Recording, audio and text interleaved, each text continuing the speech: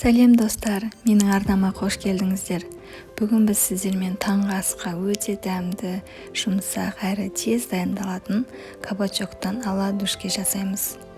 Міндетті түрде жасап көріңіздер. Бізге керегі 1 штук кабачок. Оны өткізгіштен өткіземіз.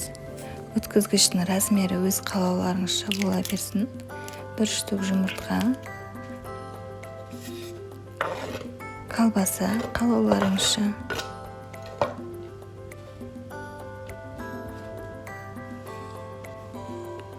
тұз қосасыздар.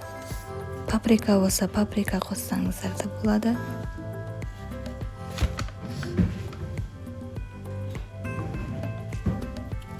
Толығымен араластырып шығамыз. Кабачоктың суы шыққанша араластырамыз.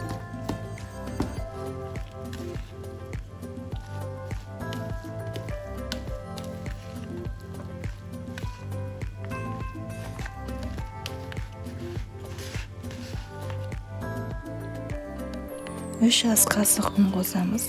Бірінші қасықты қосып араластырып аламыз. Тағы бір ұн қосып осылай араластырып тұрамыз.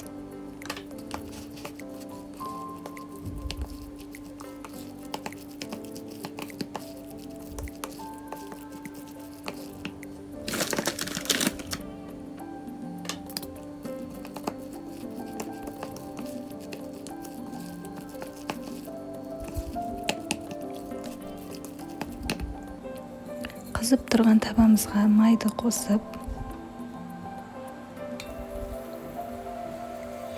бір ас қасықтан осылай видеодағыдай қосып саламыз. Екі жағын қызарғанша қыздырамыз. 3 минуттай.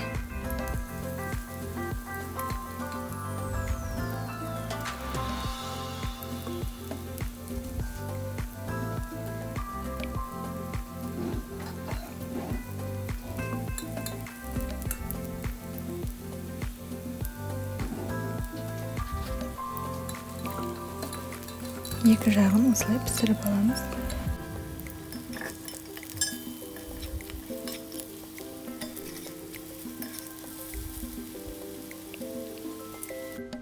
Мінекей, оладушкиміз дайын. Өте дәмді әрі тез дайындалады. Уақытыңызды алмайды.